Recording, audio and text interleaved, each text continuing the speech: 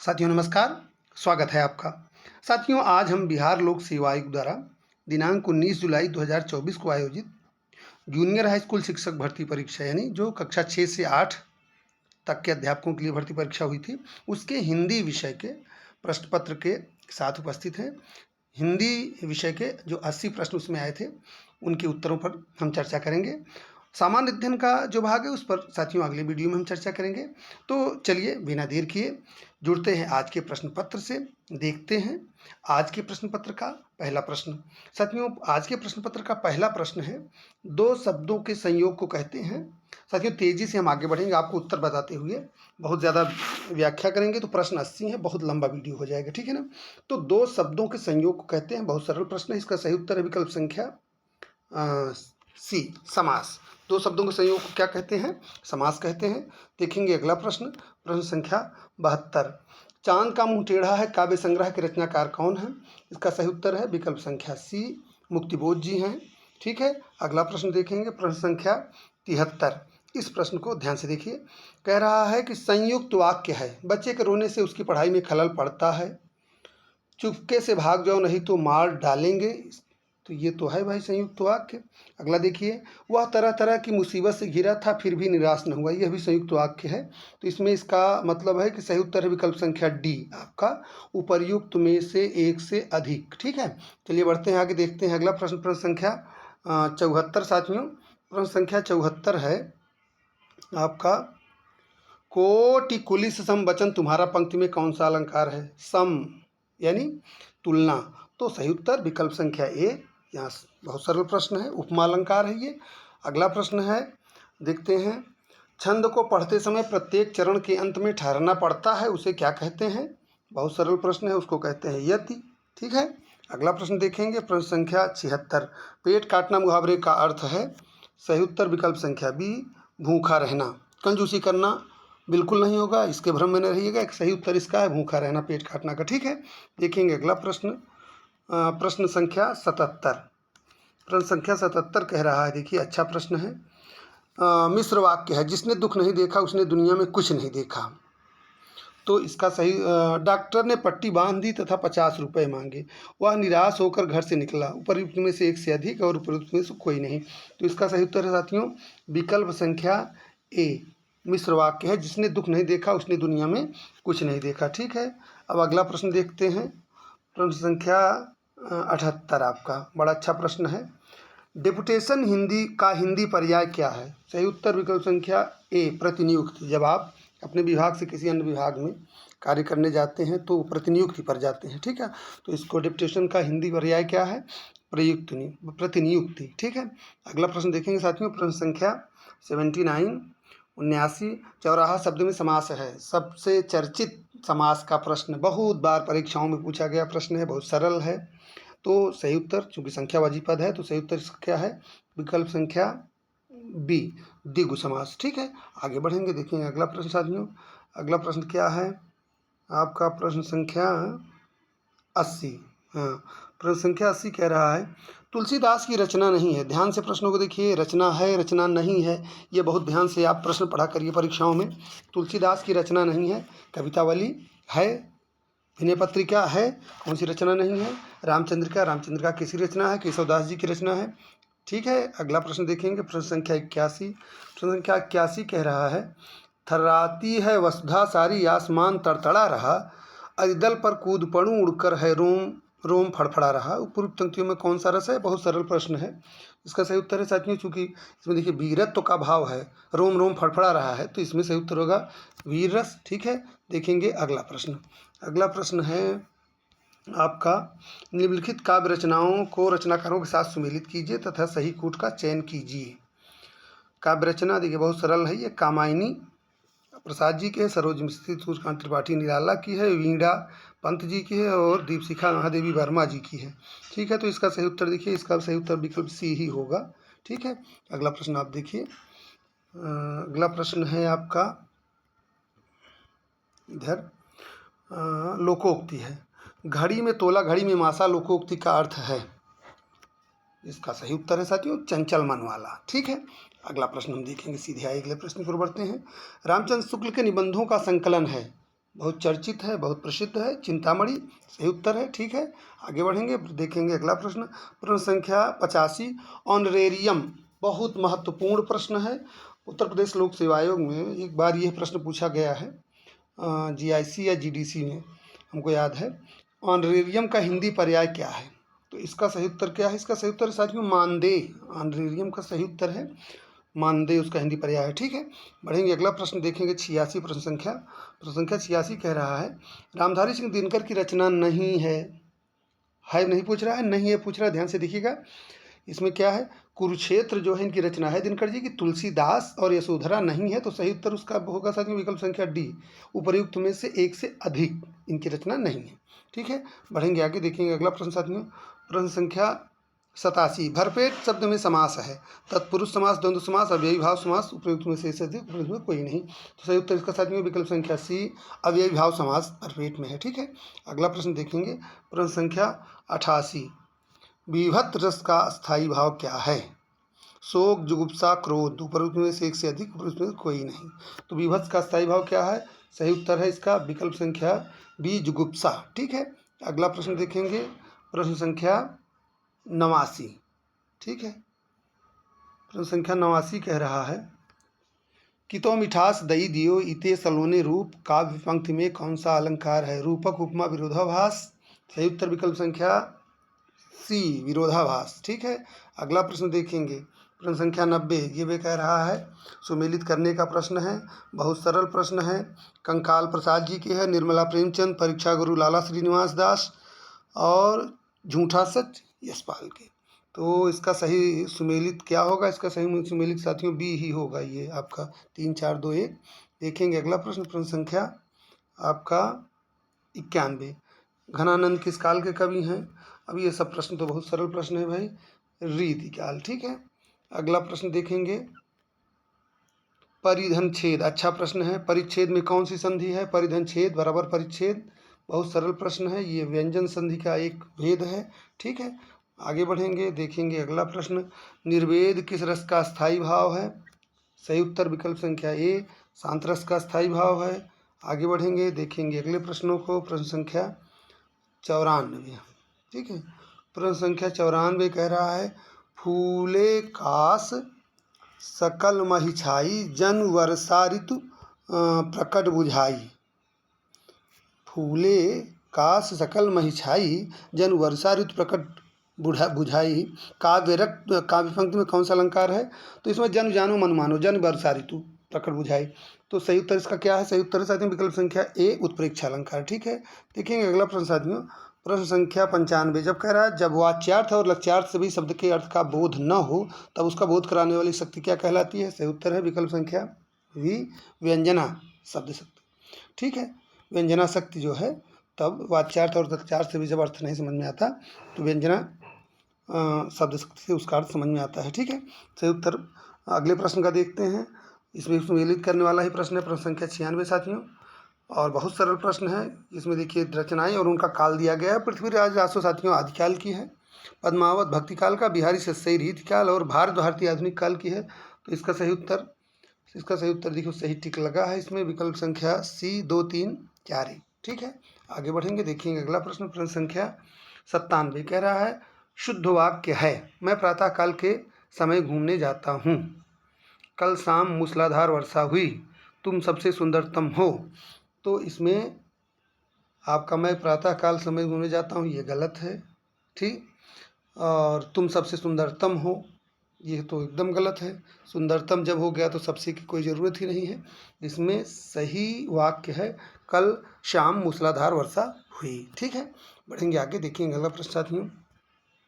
प्रश्न संख्या 98 आपका, ठीक है, संख्या 98 साथियों, वाक्य के उस भाग को जिसमें एक से अधिक पद परस्पर संबंध होकर अर्थ तो देते हैं किंतु पूरा अर्थ नहीं देते हैं, उसको क्या कहते हैं? उसको उपवाक्य कहते हैं। ठीक है, सही उत्तर विकल्प संख्या सी, 98 का। आगे बढ़ेंगे, देखेंगे अगला प्रश्न, अभ्युदय का संधि विच्छेद होगा, इसका सही उत्तर क्या है? अभिधन उदय कहाँ है? विकल्प संख्या सी है, ये देखिए अभिधन उदय अभ्युदय। ठीक है, बढ़िए आगे देखते हैं अगला प्रश्न, प्रेमचंद्र द्वारा लिखित उपन्यास नहीं है तितली। तितली जो है ये जयशंकर प्रसाद जी का उपन्यास है। घुमा फिरा कर जयशंकर प्रसाद जी की कई रचनाएं पूछी गई हैं, आप देखिए। तो इसमें प्रेमचंद द्वारा लिखित उपन्यास कौन सा नहीं है? तितली नहीं है। सही उत्तर विकल्प संख्या ए तितली। ठीक है, बढ़ते हैं आगे, देखते हैं प्रश्न संख्या साथियों 101। 101 कह रहा है सूरदास के गुरु कौन थे? सही उत्तर विकल्प संख्या बी वल्लभाचार्य। ठीक है, अगला प्रश्न देखेंगे। रामचरितमानस की भाषा क्या है? बहुत प्रसिद्ध है, ये अवधी है भैया रामचरितमानस की भाषा। प्रश्न संख्या 103। रचना के आधार पर वाक्य के कितने भेद होते हैं? बहुत बार पूछा गया प्रश्न। 3 भेद होते हैं। सही उत्तर इसका विकल्प बी। अगला प्रश्न देखिए आप, अगला प्रश्न है प्रश्न संख्या 104 होना चाहिए। ठीक, हाँ, गगनचुंबी। तो गगनचुंबी में कौन सा समास है आपका? गगनचुंबी में साथियों होगा तत्पुरुष समास। ठीक है, कौन सा? सही उत्तर इसका तत्पुरुष समास है। अगला प्रश्न देखेंगे प्रश्न संख्या 105। मंद मंद मुरली बजावत अधर धरे, मंद मंद निख से मुकुंद मधुबन थे। उपयुक्त काव्य पंक्तियों में कौन सा काव्य गुण है? माधुर्य, योज, प्रसाद। जैसा आप जानते हैं 3 काव्य गुण होता है। इसका सही उत्तर साथियों विकल्प संख्या ए, जिसमें माधुर्य काव्य गुण है। ठीक है, आगे बढ़ते हैं, देखते हैं किस वाक्य में 3-13 होना मुहावरे का उपयुक्त प्रयोग हुआ है? रावण ने विभीषण को 3-13 कर दिया, गलत है ये। पिता की मृत्यु के बाद पूरा परिवार 3-13 हो गया, सही है। 3-13 होना मैंने बिखर जाना एक तरह से। तो पिता की मृत्यु के बाद परिवार क्या हो गया? बिखर गया। ठीक है, सही उत्तर इसका 106 का बी ही है। ठीक है बेटा, आगे बढ़ते हैं, देखते हैं अगला प्रश्न। अगला प्रश्न है साथियों, चयन का संधि विच्छेद होगा। सही उत्तर चेधन अन, विकल्प संख्या बी, चेधन अन बराबर चयन। अगला प्रश्न देखेंगे साथियों, प्रश्न संख्या 108। कृष्ण भक्त कवि हैं सूरदास, रसखान, मीराबाई। उपयुक्त में से एक से अधिक, उपयुक्त में से कोई नहीं। तो साथियों आप जानते हैं सूरदास भी कृष्ण भक्त कवि हैं, रसखान भी हैं और मीराबाई भी हैं। तो इसमें सही उत्तर इसका होगा विकल्प संख्या डी, उपयुक्त में एक से अधिक। अगला प्रश्न देखते हैं, प्रश्न संख्या 109। बैंकरप्ट का हिंदी पर्याय क्या है? बैंकरप्ट का हिंदी पर्याय है साथियों दिवालिया। सही उत्तर विकल्प संख्या ए, दिवालिया। देखेंगे अगला प्रश्न आपका, अगला प्रश्न 110 नंबर होगा। 110 नंबर ये देखिए, अशुद्ध वाक्य है। श्री कृष्ण के अनेक नाम हैं, शुद्ध वाक्य है। मैं तो अवश्य ही जाऊंगा, मैं तो अवश्य ही जाऊंगा, ये आपका अशुद्ध है। तो सही उत्तर इसका है विकल्प संख्या बी। ठीक है, बढ़ेंगे आगे, देखेंगे अगला प्रश्न। प्रश्न संख्या 111। जब एक वस्तु पर दूसरी वस्तु का आरोप किया जाता है तो कौन सा अलंकार होता है? जब एक वस्तु पर दूसरी वस्तु का अभेद रहित आरोप किया जाता है तो वहाँ रूपक होता है। जब एक वस्तु पर दूसरी वस्तु का आरोप किया जाए तो वहाँ उपमा अलंकार होता है। सही उत्तर विकल्प संख्या बी, उपमा। ठीक है, बढ़ेंगे आगे, देखेंगे अगला प्रश्न। सूरदास की रचना है, सूरदास की रचना इसमें कौन सी है? विकल्प संख्या सी, साहित्य लहरी। ठीक है, दोहावली और कृष्ण गीतावली दोनों तुलसीदास जी की रचनाएं हैं। ठीक है, चलिए बढ़ते हैं आगे, देखते हैं अगला प्रश्न। प्रश्न संख्या आपका 113। चूना लगाना मुहावरे का अर्थ क्या है? बेवकूफ़ बनाना। सही उत्तर विकल्प संख्या सी, बेवकूफ़ बनाना। अगला प्रश्न प्रश्न संख्या 114। दोहा छंद के सरल अच्छा प्रश्न, दोहा छंद के प्रथम और तृतीय चरण में कितनी मात्राएं होती हैं? सही उत्तर इसका है विकल्प संख्या सी, सॉरी गलत, ये आपका विकल्प संख्या बी। दोहा छंद के प्रथम और तृतीय चरण में आपकी 13 मात्राएं होती हैं, 11 नहीं, क्षमा करिएगा। ठीक है, सही उत्तर है विकल्प संख्या बी, 13। ठीक है, आगे बढ़ेंगे, देखेंगे प्रश्न संख्या 115। असाध्य वीणा के रचनाकार कौन है? तो साथियों ये अज्ञेय जी की रचना है। आगे बढ़ेंगे, देखेंगे अगला प्रश्न। प्रश्न संख्या 116। ठीक है, आम खाया जाता है, लड़का खाता है, धूप में चला नहीं जाता है। तो इसमें सही उत्तर है साथियों आपका विकल्प संख्या ए, आम खाया जाता है, यह कर्मवाच्य में है। ठीक है, आगे बढ़ेंगे, देखेंगे अगला प्रश्न। संक्षेपण का गुण नहीं है, अलंकृत भाषा संक्षिप्तता पूर्णता, उपयुक्त में से एक से अधिक। तो संक्षेपण का गुण इसमें जो मुझे लग रहा है वो ये है कि संक्षेपण में अलंकृत भाषा होने की कोई विशेष ज़रूरत नहीं है। संक्षिप्तता और पूर्णता होनी चाहिए, क्योंकि जो आप संक्षेपण कर रहे हैं तो उसमें छूटना नहीं चाहिए, कुछ पूरी बात कही जानी चाहिए। संक्षिप्तता तो होनी ही चाहिए। अलंकृत भाषा होना मुझे लग रहा है इसका कोई गुण नहीं है। ठीक है, तो इसका सही उत्तर 117 का ये है। आगे बढ़ते हैं, देखते हैं अगला प्रश्न, प्रश्न संख्या 118। देवेंद्र में कौन सी संधि है? तो इसमें सही उत्तर क्या है? इसमें सही उत्तर साथियों ये गुण स्वर संधि होती है देवेंद्र में। ठीक है, गुण स्वर संधि सही उत्तर विकल्प संख्या बी। आगे बढ़ेंगे, देखेंगे अगला प्रश्न, प्रश्न संख्या 119। समरथ को नहीं दोष गोसाई, लोकोक्ति से तात्पर्य क्या है? सही उत्तर है इसका सीधा, अब देख लीजिए विकल्प संख्या ए, बड़े आदमी पर कौन दोष लगाए। ठीक है, आगे बढ़ते हैं, देखते हैं अगला प्रश्न, प्रश्न संख्या कह रहा है 120। श्वेता पुस्तक साथी क्षमा करिएगा, भाववाच्य है प्रश्न। देखिए, भाववाच्य है, श्वेता पुस्तक पढ़ती है, पत्र लिखा जाता है, उससे बैठा नहीं जाता, उपयुक्त में से एक से अधिक, उपयुक्त में से कोई नहीं। तो सही उत्तर क्या है? इसका सही उत्तर साथियों विकल्प संख्या सी, भाववाच्य है इसमें से, उससे बैठा नहीं जाता। ठीक है, अगला प्रश्न देखिए, प्रश्न संख्या 121। बिहारी लाल किस राजा के दरबार में थे? सही उत्तर इसका महाराजा जयसिंह के दरबारी थे ये। ठीक है, आगे बढ़ेंगे, देखेंगे प्रश्न संख्या 122। वाङ्मय का संधि विच्छेद क्या होगा? बहुत चर्चित प्रश्न है, वाक धनमय। सही उत्तर विकल्प संख्या ए, वाक धनमय वाङ्मय। ठीक है, अगला प्रश्न, इनरोलमेंट नंबर। सही उत्तर क्या है इसका? इनरोलमेंट नंबर का सही उत्तर है साथियों विकल्प संख्या सी, नामांकन संख्या। ठीक है, अगला प्रश्न देखेंगे, प्रश्न संख्या 124। मालिनी छंद के प्रत्येक चरण में कितने वर्ण होते हैं? सही उत्तर इसका विकल्प संख्या ये 15 वर्ण होते हैं। देखेंगे अगला प्रश्न, प्रश्न संख्या 126। खग जाने खग की भाषा लोकोक्ति का क्या अर्थ है? सही उत्तर इसका विकल्प संख्या ए ही है, अपने वर्ग के लोग ही एक दूसरे को समझ सकते हैं। हम अगले प्रश्न की ओर बढ़ेंगे सीधे। अब देखिए साथियों, ये कह रहा है कि 126 से 130 तक गद्यांश दिया है, उसको ध्यान से आपको पढ़ना है और गद्यांश के आधार पर दिए गए प्रश्नों के सही विकल्प चुनकर उत्तर पत्रक में आपको चिन्हित करना है। अब तेजी से चलिए हम गद्यांश पढ़ लेते हैं, बहुत बड़ा नहीं है। पुस्तकालय वह विशाल ज्ञान सिंधु है। बहुत ध्यान से, जब भी गद्यांश पढ़िए बहुत ध्यान से एक एक शब्द को देखिए आप। पुस्तकालय वह विशाल ज्ञान सिंधु है जिसमें विद्या की अक्षय निधियाँ मौजूद हैं, जिसके अध्ययन मात्र से हमारा हृदय विशाल और उन्नत बनता है। पुस्तकालय शब्द का निर्माण पुस्तक धन आलय 2 शब्दों से हुआ है, अर्थात पुस्तकों के लिए घर, पुस्तकालय में उपयोगी पुस्तकों का संग्रह किया जाता है, जिससे मनुष्य के उच्च चरित्र का निर्माण होता है और जीवन की उन्नति होती है। इससे मनुष्य में स्वाध्याय की रुचि पैदा होती है और मस्तिष्क का विकास होता है। चलिए, इस पर आधारित अब प्रश्नों की बात होती है। देखिए, जो भी प्रश्न इस पर आधारित होंगे ये ध्यान रखिएगा, उसमें अपना दिमाग लगाने की ज़रूरत बिल्कुल नहीं है। इसके उत्तर आपको इसी पैराग्राफ से ही ढूंढना है, इसी पैराग्राफ में ही निहित हैं, इधर उधर भटकने की ज़रूरत नहीं है। ठीक है, तो देखिए प्रश्न संख्या 126, ज्ञान सिंधु का क्या अर्थ है? सही उत्तर विकल्प संख्या ए, ज्ञान का सागर।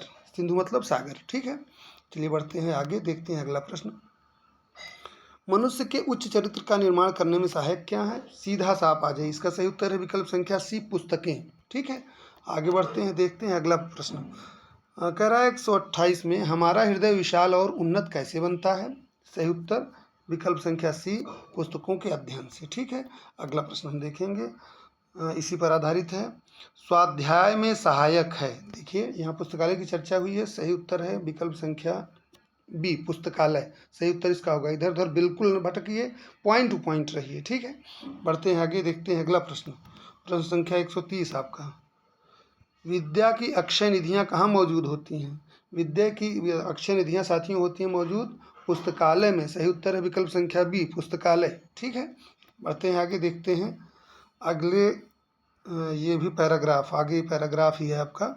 ठीक है साथियों, कह रहा प्रश्न संख्या 131 से 135 तक ये भी गद्यांश को ध्यान से पूर्वक पढ़िए और दिए गए प्रश्नों के सही उत्तर चिन्हित कीजिए। अब आइए तेजी से इस गद्यांश को भी पढ़ लेते हैं हम। औद्योगिकरण के फलस्वरूप नगरों की आबादी तेजी से बढ़ी है। गांव के लोग रोटी रोजगार के चक्कर में शहरों में आकर गंदी बस्तियों की वृद्धि करते हैं। औद्योगिकरण के कारण कृषि योग्य भूमि में कमी हुई है और वनों के विनाश के कारण ही हरियाली नष्ट हो गई है। औद्योगिक केंद्रों की स्थापना के समय प्रदूषण नियंत्रण की ओर ध्यान नहीं दिया जाता है। आग, धूल, राख और धुआं की कालिमा का प्रभाव घर, बाग, बगीचे सहित दूर दूर तक होता है। इससे आंखों में चिपचिपापन, रोहा, दृष्टि कमजोर होना, टीबी, कैंसर आदि रोग फैलते हैं।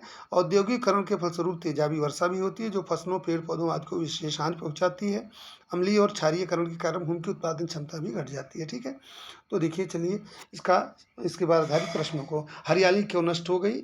सीधा सा उत्तर इसका है, वनों के विनाश के कारण हरियाली नष्ट हो गई है। ठीक है, बढ़ेंगे आगे अगले प्रश्न की ओर, देखेंगे प्रश्न संख्या 132 साथियों। प्रश्न संख्या 132 कह रहा है, औद्योगिकरण के कारण जनसंख्या कहाँ तेजी से बढ़ी है? तो सही उत्तर इसका सीधा है, शहरों में। ठीक है, आगे बढ़ेंगे, देखते हैं अगला प्रश्न। प्रश्न संख्या 133, भूमि की उत्पादन क्षमता क्यों घट जाती है? उसका सही उत्तर क्या है? अम्लीय और क्षारीयकरण के कारण भूमि की उत्पादन क्षमता घट जाती है। यह पैराग्राफ में आपको दिया है, आपने देखा होगा। लोग गांव से आकर शहरों में क्यों बसते हैं? रोजगार की तलाश में बसते हैं। सही उत्तर विकल्प संख्या सी, रोजगार के लिए। ठीक है, अब एक प्रश्न इस पर आधारित और होना चाहिए, ये देखते हैं ऊपर।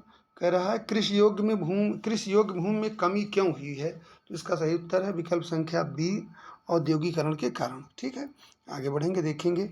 अब अगला भी पैराग्राफ ही है, पैराग्राफ पढ़कर उस पर आधारित प्रश्नों के उत्तर देना। तेजी से चलिए पैराग्राफ देख लेते हैं। आलस्य को छोड़ने के लिए शारीरिक श्रम करना चाहिए। आलस्य को जीतने का यही एक उपाय है।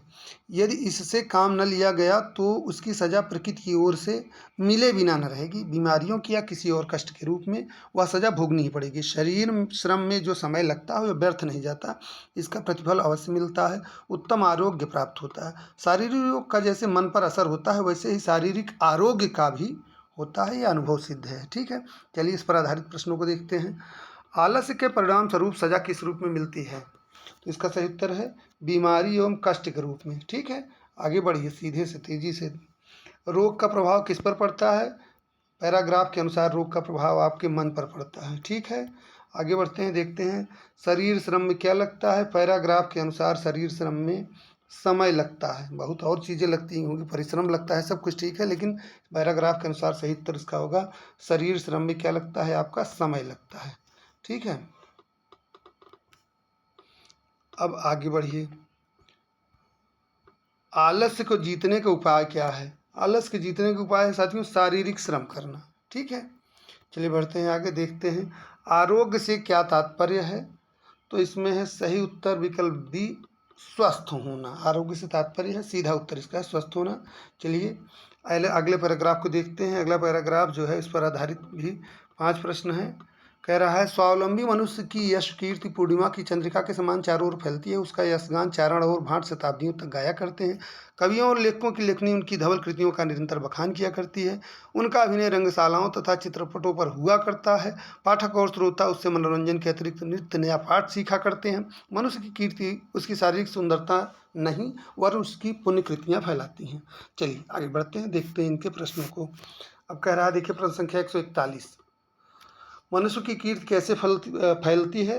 तो पहला विकल्प सही उत्तर है इसका, पुण्य कृतियों से। ठीक है, शारीरिक सुंदरता से नहीं, कवियों और लेखकों से नहीं। तो कीर्ति कैसे फैलती है? पुण्य कृतियों से। ठीक है, बढ़ते हैं आगे, देखते हैं अगला प्रश्न। पाठक और श्रोता किससे नया पाठ सीखते हैं? पाठक और श्रोता किससे नया पाठ सीखते हैं? तो इसमें साथियों 2 बातें हैं दिया गया है। चारण और भाटों के यशगान से भी पाठक और श्रोता सीखते हैं और अभिनय से भी सीखते हैं। तो मुझे लगता है इसमें सही उत्तर होगा विकल्प संख्या डी, उपयुक्त में से एक से अधिक विकल्प होना चाहिए। ठीक है, आगे बढ़ते हैं, देखते हैं अगला प्रश्न संख्या 143, चारण और भाट किसका यशगान करते हैं?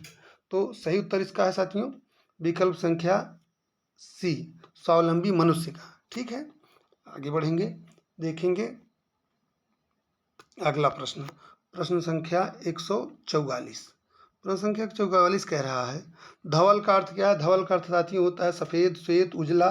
ठीक है, तो सही उत्तर इसका होगा विकल्प संख्या बी, उजला। ठीक है, देखिए अगला प्रश्न संख्या 145, चंद्रिका का पर्यायवाची है। सीधा सा इस पर इधर उधर न भटकिए। चंद्रिका का पर्यायवाची होता है चांदनी। ठीक है, विकल्प संख्या बी 145 से उत्तर बी चांदनी। देखेंगे अगला प्रश्न, प्रश्न संख्या 146 150, बस ये आपका अंतिम पैराग्राफ है, तेजी से देख लेते हैं। व्यक्ति की उन्नति से ही देश की उन्नति संभव है, बिना आत्मोन्नति के देश का उन्नयन असंभव है। धर्म, जाति, भाषा, क्षेत्र, राज्य आदि छोटी छोटी बातों पर लड़ना द्वेष फैलाता है, देश को पीछे ले जाता है। राष्ट्र की गरिमा घटती है, हमें सभी प्रकार के मतभेदों को भुलाकर आपस में भाईचारे का संबंध रखना चाहिए। देश की शक्ति और व्यवस्था को बनाए रखना हम सबका कर्तव्य है। राष्ट्र की उन्नति तभी संभव है। आइए इस पर आधारित प्रश्नों को देखते हैं। भाईचारे के संबंध के लिए क्या आवश्यक है? सही उत्तर है सबसे महत्वपूर्ण विकल्प, मतभेदों को भुलाना। ठीक है, अगला प्रश्न देखते हैं, प्रश्न संख्या 147, राष्ट्र की गरिमा कैसे घटती है? तो इसका सही उत्तर क्या है? विकल्प संख्या बी, आपसी लड़ाई और द्वेष से राष्ट्र की गरिमा घटती है। अगला प्रश्न हम देखेंगे, देश को पीछे क्या ले जाता है?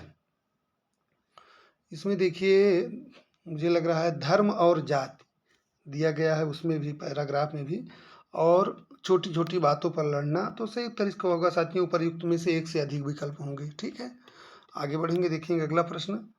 अगला प्रश्न आपका है एक प्रश्न संख्या 149, राष्ट्र की उन्नति कैसे संभव है? राष्ट्र की उन्नति कैसे संभव है? तो इसका सही उत्तर है साथियों विकल्प संख्या बी, देश की शक्ति और व्यवस्था को बनाए रखने से। ठीक है, आगे बढ़ते हैं, देखते हैं अगला प्रश्न, देश की उन्नति किसकी उन्नति से संबंधित है? तो शुरुआत में ही कहा है आत्मोन्नति से, तो सही उत्तर इसका क्या है? व्यक्ति की उन्नति से। ठीक है, तो साथियों आपने आज के प्रश्न पत्र के पूरे 80 प्रश्न तेजी से देख लिए।